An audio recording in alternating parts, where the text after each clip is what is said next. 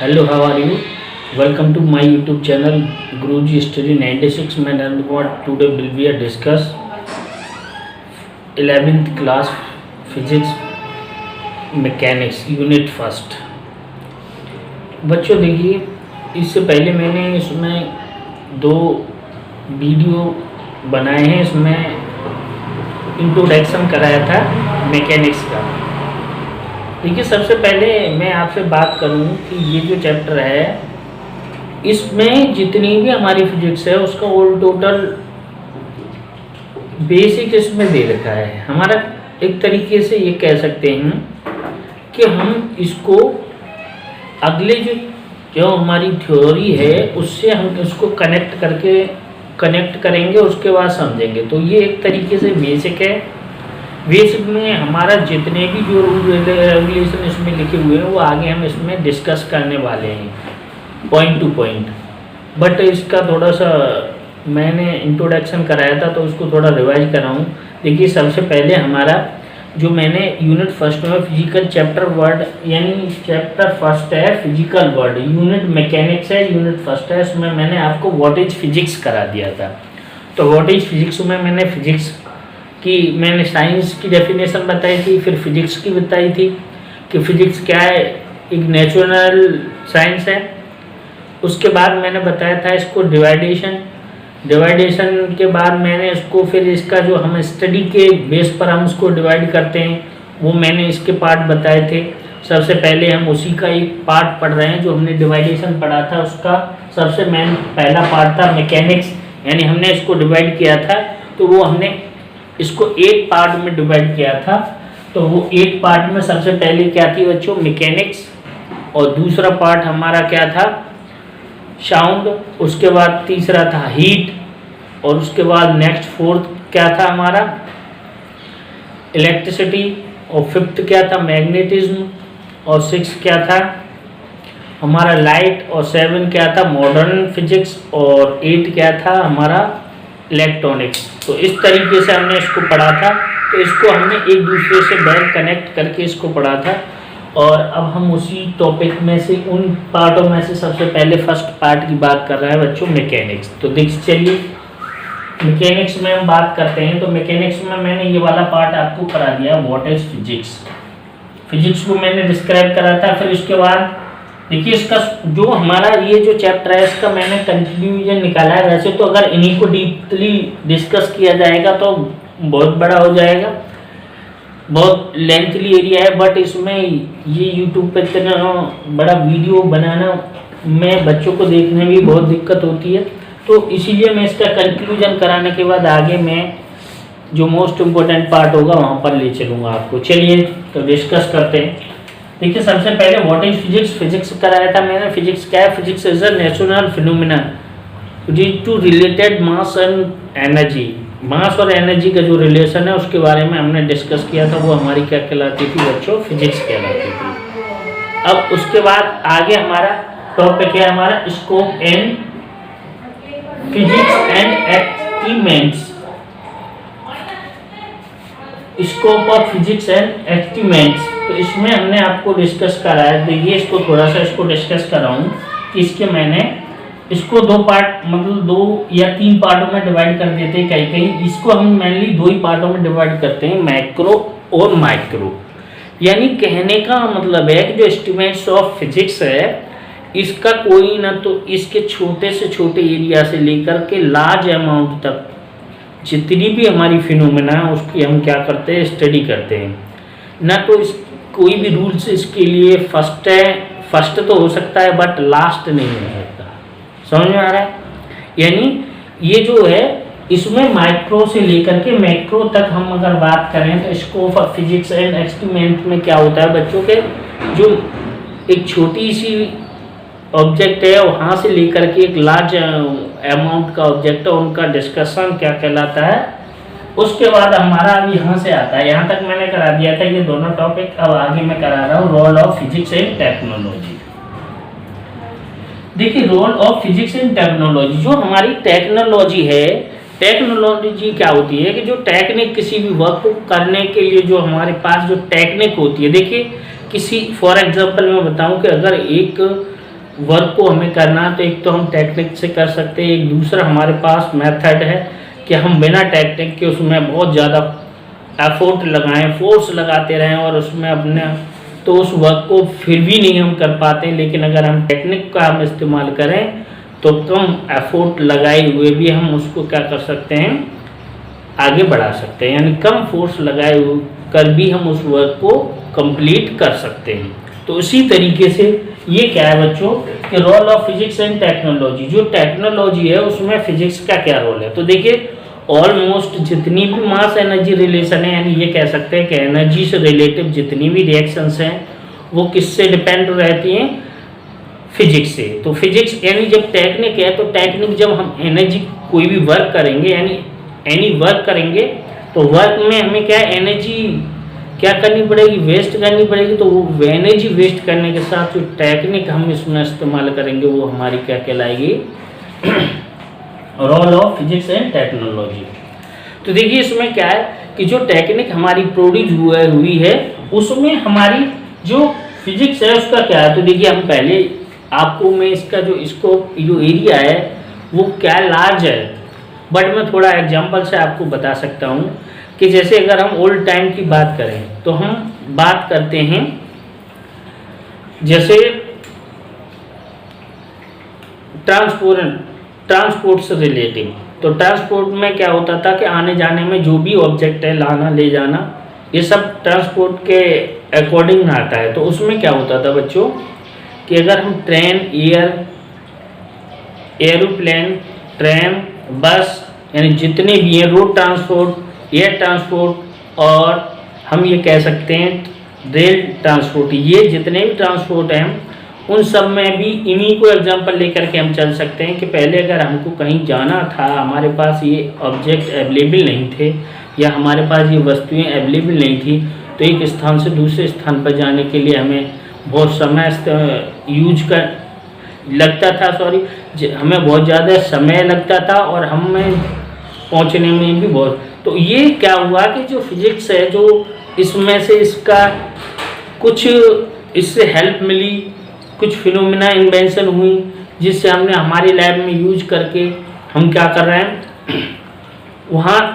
अब आपको लगता है कि हमको पेट्रोल के पैसे खर्च कर रहे हैं तो वो एक एनर्जी सोर्स है, एनर्जी दे करके हम क्या कर रहे हैं उस जो भी डिस्टेंस है उसको इजीली हम क्या कर लेते हैं, कवर कर लेते हैं। तो इस तरीके से ये मेडिसिन में ले लीजिए कि पहले हमारे शरीर में दर्द होता था तो कोई हम मेडिसिन यूज करते थे, उसको हम जल्दी उससे हमें रिलीफ नहीं मिलता था, बट उन्हीं से क्या किया है कि इन्वेंशन करके कुछ टैबलेट वगैरह बनाई गई हैं जिनको हम लेते ही तुरंत हमें क्या रिलीफ मिल जाता है। तो ये सारी जितनी भी फिनोमिना है वो हमारी किससे रिलेटेड है बच्चों, role of physics and technology. तो टेक्नोलॉजी जितनी भी होती है उसमें जहाँ पर भी फिजिक्स का यूज होगा वो हमारा इसका भी एरिया बहुत बड़ा है, बट आप जो भी दिख रहे हो वो सब इसी से रिलेटिव है। देखिए आज इम्पैक्ट ऑन सोसाइटी, ये देखिए इम्पैक्ट ऑन सोसाइटी का मीन्स क्या है, समाज में इसका क्या इफेक्ट है। तो देखिए अगर हम बात करें रहने से, खाने पीने, सोने, कुछ भी हम सोसाइटी से रिलेटिव हम ये कह सकते हैं कि मकान, वेल्डिंग वगैरह बनाना या जो भी है वो सब सोसाइटी में हमारा चेंज आया, रहने, खाना पीना जो भी हमारा है वो सब इसी के इम्पैक्ट से आया है, इसी से परिवर्तित हुआ है।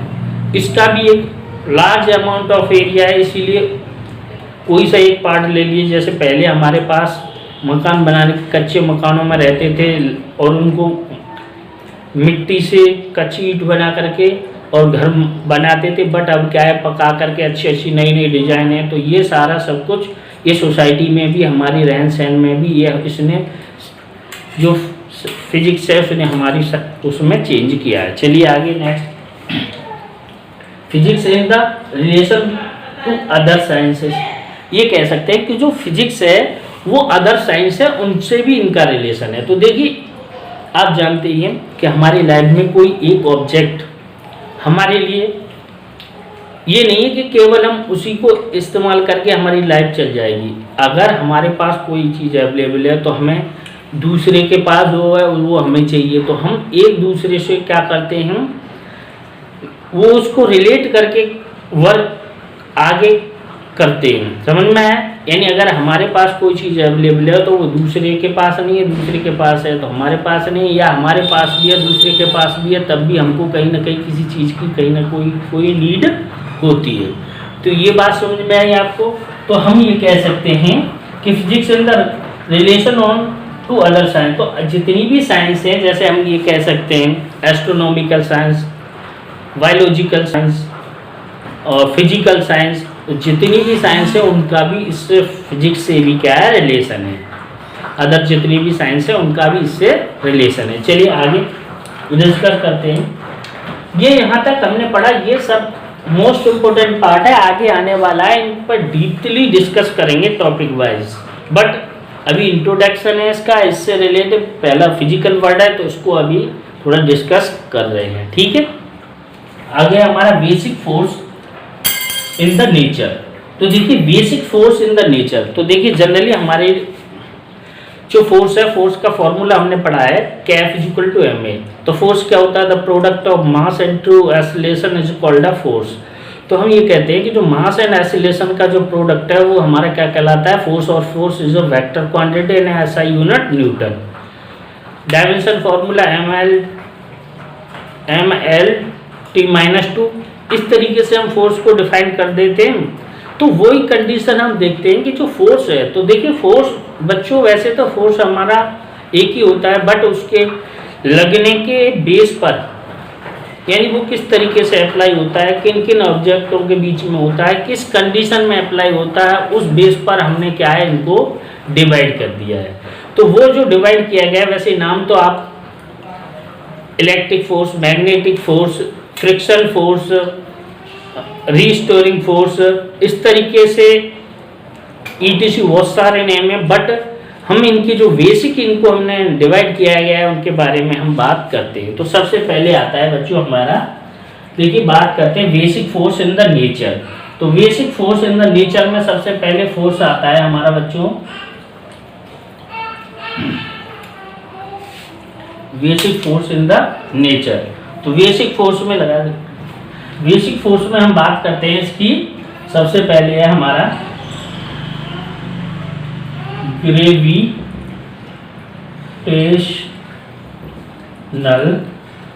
फोर्स। ये ग्रेविटेशनल फोर्स है बच्चों, आप जानती होंगे ग्रेविटेशनल फोर्स का फॉर्मूला होता है F equal to G(m1 m2 upon r²। यानी ये कह सकते हैं कि ये जो फोर्स है F equal to G(m1 m2 upon r², तो इसका क्या होता है, ये कह सकते हैं the product of two bodies and square of, ये कह सकते हैं the product of the force is directly proportional to the product of mass of two bodies and inversely proportional to the distance of square between them. तो ये कह सकते हैं कि किन्हीं दो ऑब्जेक्ट के बीच लगने वाला अट्रैक्टिव फोर्स उन दोनों जो ऑब्जेक्ट है उनके मास के प्रोडक्ट के डायरेक्टली प्रोपोर्शनल होता है, और उनके बीच की जो डिस्टेंस होती है उसके स्क्वायर के इनवर्सली प्रोपोर्शनल होता है। तो फॉर एग्जांपल मैं बताऊं, अर्थ पर कोई से दो ऑब्जेक्ट हो या माइक्रो या मैक्रो हो, तो इसमें एक का मास m1 मान लें और दूसरे का m2 मान लें, तो इनके बीच की डिस्टेंस अगर r हो तो ये फॉर्मूला हमारा अप्लाइड होता है। ये केवल अट्रैक्टिव फोर्स होता है। तो इसी तरीके से दूसरा फोर्स होता है हमारा इलेक्ट्रो फोर्स। इलेक्ट्रो फोर्स को बच्चों दो पार्ट में डिवाइड किया गया है। एक होता है इलेक्ट्रिक फोर्स और दूसरा होता है हमारा मैग्नेटिक फोर्स। एक इलेक्ट्रिक फोर्स होता है बच्चों और दूसरा होता है मैग्नेटिक फोर्स। ये दोनों फोर्सों को इलेक्ट्रो फोर्स या इलेक्ट्रिक फोर्स भी कह देते हैं। तो इनका जो इलेक्ट्रिक फोर्स का फॉर्मूला होता है बच्चों, इसका होता है हमारा, चलिए पहले मैं इसी को डिस्कस करता हूँ। इलेक्ट्रिक फोर्स का फॉर्मूला होता है F is directly proportional Q1 Q2 upon R square. तो यहाँ पर ये जो फॉर्मूला है इसकी यूनिट भी न्यूटन रहेगी, इसकी भी न्यूटन रहेगी। तो हम कहेंगे इसमें कि the attractive and repulsive force, ये क्या है, अट्रैक्टिव और रिपल्सिव फोर्स है, यानी आकर्षण अथवा प्रतिकर्षण का बल उन दोनों चार्ज के प्रोडक्ट के डायरेक्टली प्रोपोर्शनल और उनके बीच की जो डिस्टेंस है उसके स्क्वायर के इनवर्सली प्रोपोर्शनल होता है। तो वो हमारा क्या कहलाता है बच्चों, इलेक्ट्रिक फोर्स कहलाता है। और उसके बाद अगला, इसी को इलेक्ट्रिक पार्ट वाले में हमारा मैग्नेटिक था।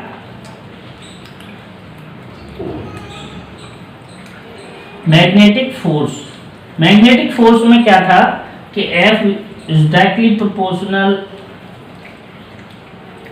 Capital M1 M2 upon R square.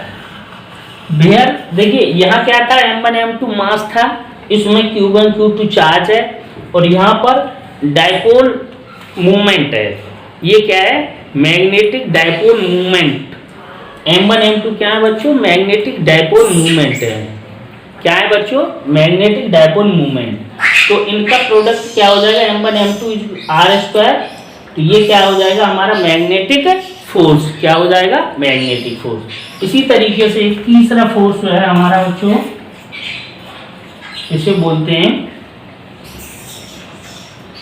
Weak force.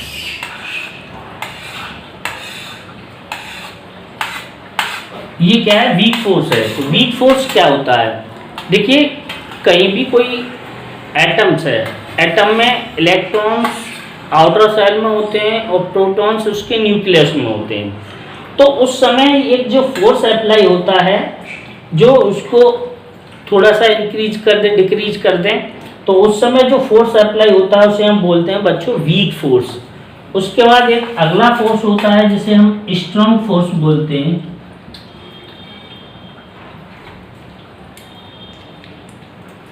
अगला नेक्स्ट फोर्स क्या है, स्ट्रॉन्ग फोर्स। तो देखिए स्ट्रॉन्ग फोर्स क्या होता है, देखिए कोई भी फोर्स है, फोर्स है, यूनिट न्यूटन है, बट स्ट्रॉन्ग और वीक उसकी क्वांटिटी के बेस पर हम उसको डिफाइन कर लेते हैं।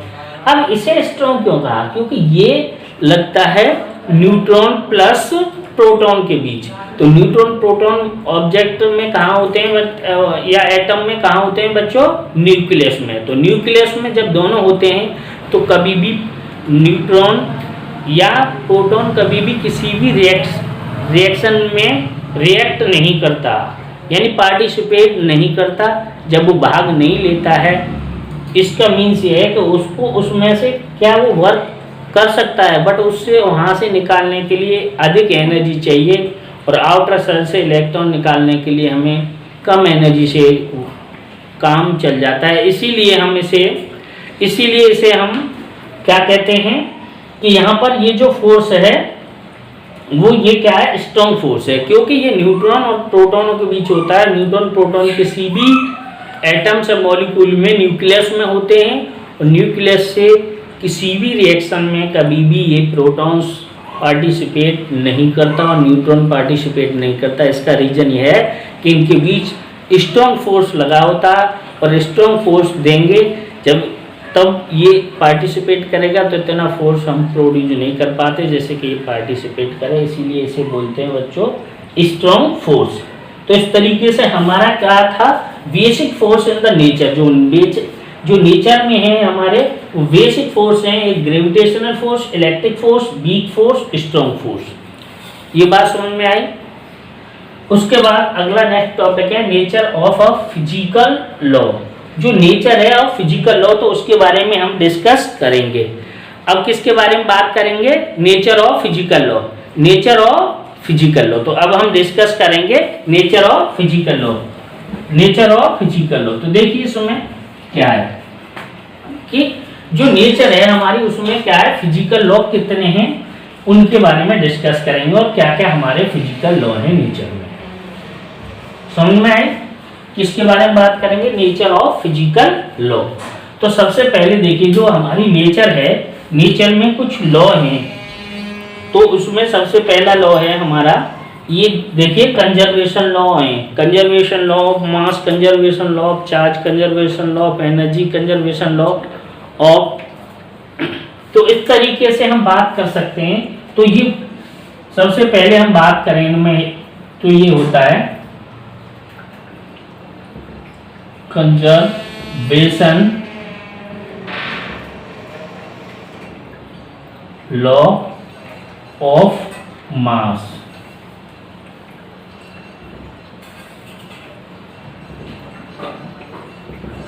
Conservation law of energy. Third है कंजर्वेशन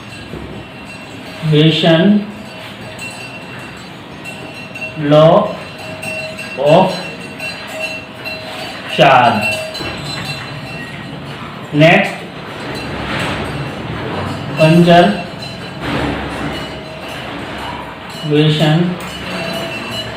लॉ ऑफ मोमेंटम।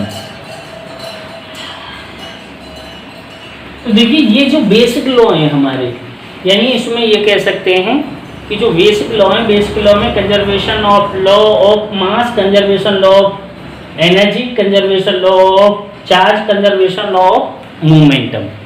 तो देखिए इसमें सबसे पहले ये कंजर्वेशन, तो जैसे हम एग्जाम्पल पहले समझे कि कंजर्वेशन लॉ ऑफ मास क्या होता है। According to this law,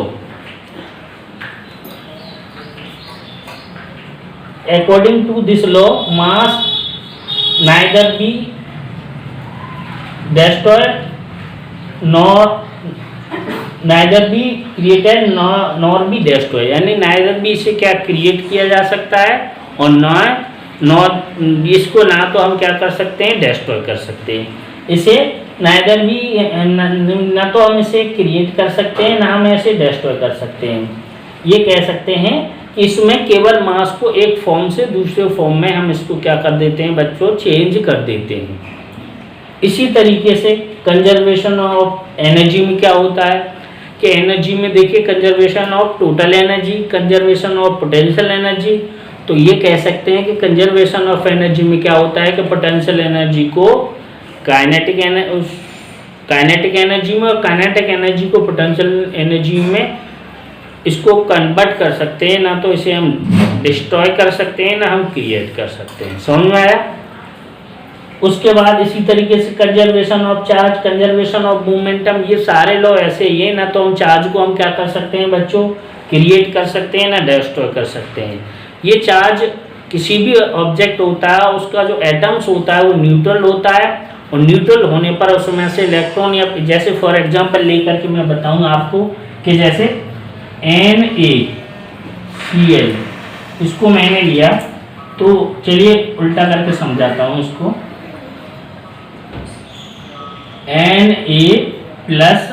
Na++Cl-, इससे बन गया मेरा NaCl।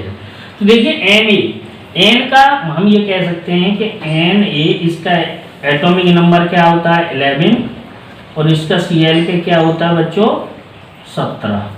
तो इसको करेंगे 2 8 1 2 8 7, तो इनका कॉम्बिनेशन हो जाएगा। आउटर सेल में क्या हो जाएगी, स्टेबिलिटी आ जाएगी। तो स्टेबिलिटी आने पर इसने एक दिया, इसने लिया। तो देखिए जो Na है उसने एक इलेक्ट्रॉन डिनोट कर दिया, मतलब डोनेट कर दिया। डोनेट करने पर इस पे क्या है, पॉजिटिव चार्ज आ गया, और उसने एक ले लिया तो इस पे नेगेटिव चार्ज आ गया। तो पॉजिटिव नेगेटिव मिलाकर के कुल मिलाकर के कितना हो गया, न्यूट्रल, यानी क्या रह गया 0।